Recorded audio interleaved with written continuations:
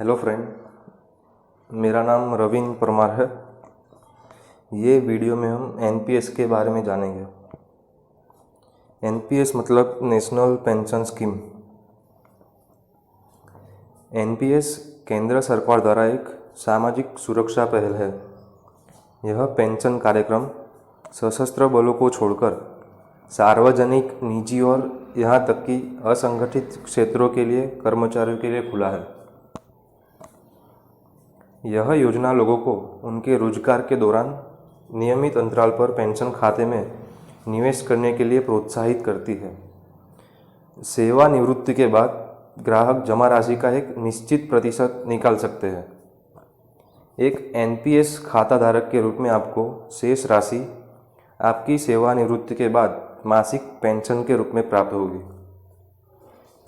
NPS में आप 18 साल से ऊपर हो तो निवेश कर सकते हैं। आप उसमें मंथली या ईयरली कुछ भी अमाउंट डाल सकते हो। जब आपकी उम्र 60 साल होगी तब उसमें से आप 40% निकाल सकते हैं और बाकी जो राशि है उसका आप मंथली पेंशन ले सकते हैं। इससे पहले एनपीएस योजना केवल केंद्र सरकार के कर्मचारियों को कवर करती थी। अब पीएफआरडीए ने स्वैच्छिक आधार पर सभी भारतीय नागरिकों के लिए खोल दिया है। निजी क्षेत्र में काम करने वाले और सेवानिवृत्ति के बाद नियमित पेंशन की आवश्यकता वाले किसी भी व्यक्ति के लिए एनपीएस योजना महत्वपूर्ण है। यह योजना धारा 80C और धारा 80CCD के तहत टैक्स लाभ के लिए नौकरियों के साथ स्थानों पर पोर्टेबल है। एनपीएस निवेश के लिए तो अच्छा है, लेकिन अगर आपको टैक्स बचाना है तो उसके लिए भी बहुत अच्छी चीज़ है। एनपीएस में आप 50,000 तक का टैक्स बचा सकते हो। ये 80C और 80CCD के तहत भी आता है। Who should invest in the NPS? NPS में निवेश कौन कर सकता है? कोई भी भारतीय नागरिक जिसकी आयु 18 साल से अधिक हो और 60 साल से छोटी हो, वो एनपीएस में निवेश कर सकता है। अब जोखिम आकलन देखते हैं। वर्तमान में एनपीएस योजना के लिए इक्विटी एक्सपोजर पर 75% से 50 की सीमा है। मतलब आप एनपीएस में निवेश करते हो तो 75 से 50% इक्विटी में आपका पैसा जाता है। सरकारी कर्मचारियों के लिए यह सीमा 50% है। निर्धारित सीमा में उस वर्ष से शुरू होने वाले प्रत्येक वर्ष इक्विटी भाग 2.5% कम हो जाएगा, जिसमें निवेश की आयु 50 वर्ष तक हो। मतलब जब आप एनपीएस में शुरुआत करते हैं इन्वेस्ट के लिए तो पहले 75 से 50% आती है सीमा। स्टार्टिंग 50 से होता है, वो कम होते होते आपकी उम्र 50 तक होती है, तब वो सारा पैसा गवर्नमेंट में चला जाता है। गवर्नमेंट फंड, कॉरपोरेट बॉन्ड, उसमें 60 साल और उसके अधिक उम्र के निवेशकों के लिए अधिकतम सीमा 50% है। मतलब अगर आपकी उम्र 60 साल से ज़्यादा हो तो ये सीमा 50% तक ही है। उससे ऊपर आप इक्विटी में इन्वेस्ट नहीं कर सकते।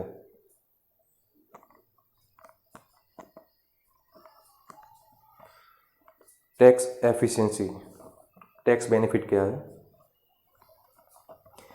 एनपीएस के लिए दावा करने के लिए 1.5 लाख रुपए तक की कटौती है।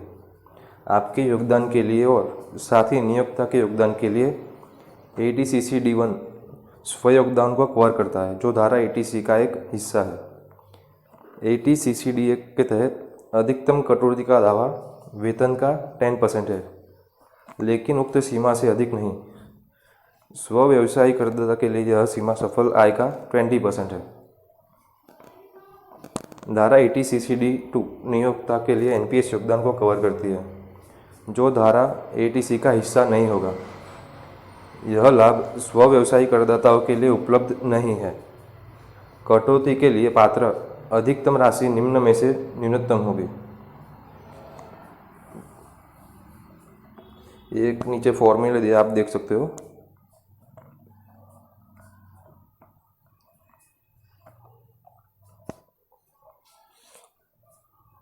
अगर आप म्यूचुअल फंड टैक्स शेयर में इन्वेस्ट करते हो, LIC भरते हो, इंश्योरेंस होता है, वो सब 1.50 लाख कवर करती है।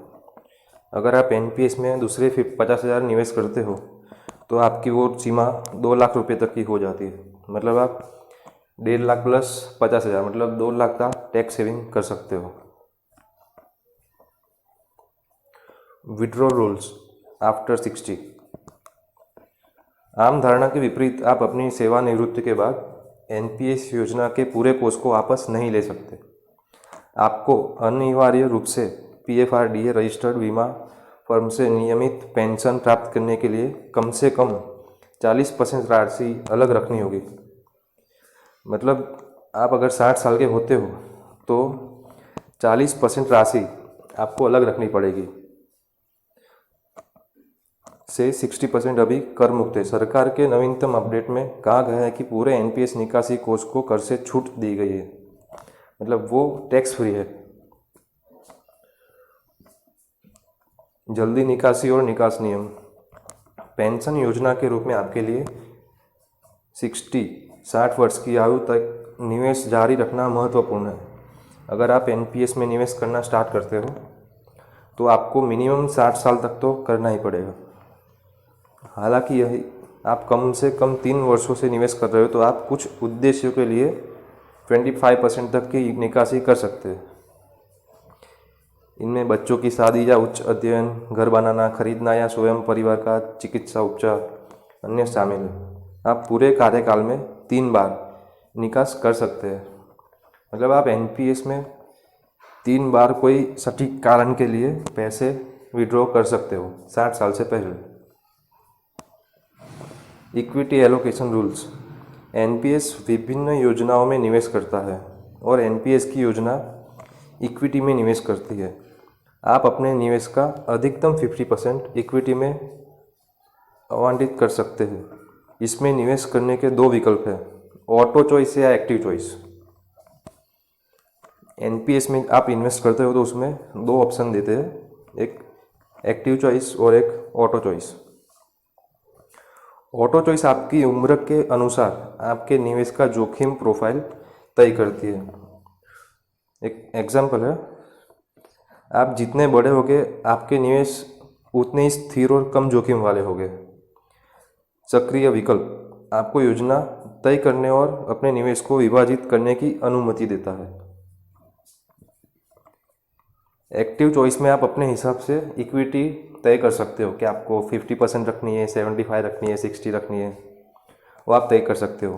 और ऑटो चॉइस में आपकी एज के मुताबिक वो आकलन होता है। स्कीम या फंड मैनेजर बदलने का विकल्प, option to change the scheme और फंड मैनेजर। NPS के साथ आपके पास पेंशन योजना या फंड मैनेजर को बदलने का प्रावधान है यदि आप उनके प्रदर्शन से खुश नहीं हैं। यह विकल्प टायर 1 और टायर 2 दोनों खातों के लिए उपलब्ध है। जब आप NPS में निवेश करते हो तो आपको स्कीम प्रोवाइडर मिलते हैं, मैनेजर मिलते हैं। उसमें SBI, HDFC ऐसे बैंक वाले होते हैं, फंड मैनेजर होते हैं। उसको आप चेंज करना चाहते हो तो भी कर सकते हो। NPS खाता कैसे खोलें, how to open NPS account. इसमें पहले ऑफलाइन प्रोसेस दिखाया हुआ है। एक NPS खाता ऑनलाइन या मैन्युअली रूप से खोलने के लिए आपको पहले एक POP पॉइंट ऑफ प्रोसेस, एक बैंक भी हो सकता है, खोजना होगा। मतलब आपको जब फिजिकल अकाउंट ओपन करना है तो आप अपनी बैंक में जा सकते हो या कोई भी जगह जहाँ पे NPS की प्रोसेस की सुविधा आप ले सकते हो। वहाँ जाके आपको सबसे पहले एक फॉर्म लेना पड़ेगा। वो फॉर्म के साथ आपको KYC डॉक्यूमेंट सब जमा करने होंगे, तो आपका NPS अकाउंट ओपन हो सकता है। ये ऑफलाइन है, आप किसी भी बैंक में भी जा सकते हो अपने जहाँ पे खाता ओपन किया हुआ है। एक बार जब आप प्रारंभिक निवेश 500 रुपये या 250 रुपये मासिक या सालाना 1000 रुपये से कम नहीं करते हैं तो POP आपको एक PRAN नंबर मतलब परमानेंट रिटायरमेंट अकाउंट नंबर देते हैं, जो आपके घर में पोस्ट से आएगा। इसमें रजिस्ट्रेशन फ़ी भी दिया है, 125 रुपये का रजिस्ट्रेशन फ़ी होता है। ऑनलाइन प्रोसेस, ऑफलाइन से अच्छा है ऑनलाइन प्रोसेस, वो आप कहीं से भी कर सकते हो, मोबाइल या कंप्यूटर से। अगर आपको एनपीएस अकाउंट ओपन करना है तो आप ये इसमें वेबसाइट दिखाई हुई है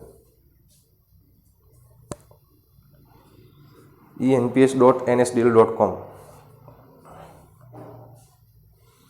ये आप ओपन कर सकते हो ब्राउज़र में। उसके बाद आपको जो डिटेल मांगते हो वो भरनी पड़ेगी। आप अपने मोबाइल पर भेजे गए ओटीपी का उपयोग करके पंजीकरण को मान्य कर सकते हैं, जहाँ से आपका पीआरएएन नंबर जनरेट होगा, वो आपको लॉगिन के लिए भी यूज़ करना है। Types of NPS account, NPS के प्रकार, उसमें टायर 1 और टायर 2 दो आते हैं। अगर आपको टैक्स बचाना है तो आप टायर 1 में इन्वेस्ट करना पड़ेगा। टायर 2 म्यूचुअल फंड जैसा है, वो सिर्फ निवेश के लिए, मतलब उसमें कोई टैक्स बेनिफिट नहीं मिलेगा आपको। Comparing NPS scheme with other tax saving instruments, PPF और टैक्स सेविंग एफडी यहाँ बताया गया है कि वे एनपीएस की तुलना में कैसे है। ये आप फोटो में देख सकते हैं।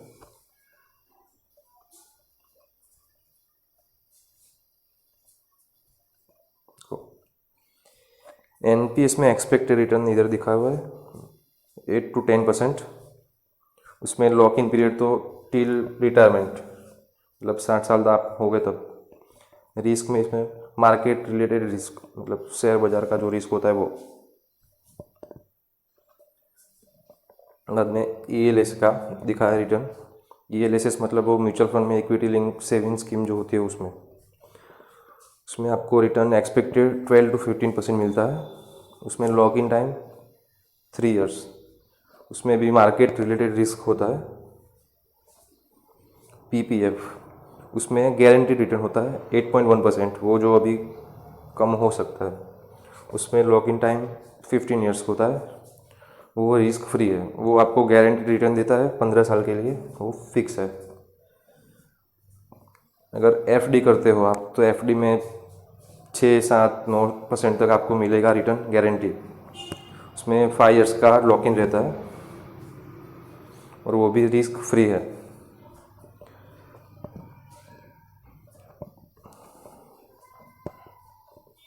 एनपीएस पीपीएफ या एफडी की तुलना में अधिक रिटर्न अर्जित कर सकता है, लेकिन यह परिपक्वता पर कर कुशल नहीं है। मतलब एनपीएस एफडी और ईएलएसएस से ज़्यादा रिटर्न दे सकता है, पर वो मार्केट के ऊपर निर्भर करता है।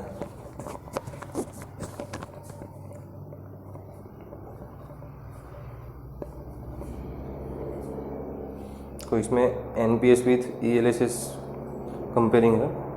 एनपीएस की अच्छी comparing NPS with ELSS scheme. NPS की अच्छी बात यह है कि इसमें इक्विटी आवंटन है। हालांकि इक्विटी आवंटन अभी भी टैक्स सेविंग म्यूचुअल फंड जितना नहीं है। मतलब आप एनपीएस में निवेश करते हो तो उसमें 75% तक ही आप इक्विटी में डाल सकते हो मैक्सिमम, जबकि ईएलएसएस में आप 100% इक्विटी में होता है। इक्विटी से जुड़ी बचत योजनाएं मुख्य रूप से इक्विटी में निवेश करती हैं और एनपीएस की तुलना में अधिक रिटर्न उत्पन्न कर सकती है। टैक्स सेविंग म्यूचुअल फंड की लॉक इन अवधि भी एनपीएस से कम है, एनपीएस की तुलना में केवल 3 साल। ईएलएसएस स्कीम जो होती है म्यूचुअल फंड में, उसमें लॉक इन टाइम सिर्फ 3 साल का होता है। इसके अलावा यदि आप एक आक्रामक जोखिम चाहने वाले, मतलब आपको इक्विटी में डालना है पैसा 100%, तो एनपीएस में वो आप नहीं कर सकते हो।